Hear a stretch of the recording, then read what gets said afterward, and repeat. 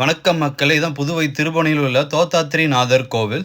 இந்த கோவில்ல மூலவராக தோத்தாத்ரி நாதர் என அழைக்கப்படும் வரதராஜ பெருமாள் வீற்று இருக்கிறாரு. இந்த திருமால் கோவில் யாரால கட்டப்பட்டிருக்குன்னு பாத்தீங்கன்னா பராந்தக சோழனால கட்டப்பட்டிருக்கு. இந்த பராந்தக சோழன் யாருன்னு பாத்தீங்கன்னா ராஜராஜ சோழனோட தாத்தா தான். ஒரு சோழ மண்டலத்துக்கு உட்பட்ட பகுதியை 907 955 வரைக்கும் ஆண்டிருக்காரு. இந்த இடைப்பட்ட காலத்துல தான் திருபுவனை சதுர்வேதி மங்கலம் என அழைக்கப்படும் இன்றைய திருபுவனையில இந்த கோவிலை இவர் கட்டியிருக்காரு. இவர் கட்டிய காலத்துல இந்த கோவிலுக்கு இவர் வைத்த பெயர் வீரநாராயணன் விண்ணகரம். இந்த வீரநாராயணன் என்பது இவரோட வெற்றி பெயர். பல போர்களில் வென்றதுனால இவருக்கு வீரநாராயணன் என்ற பெயரும் சூட்டப்பட்டது.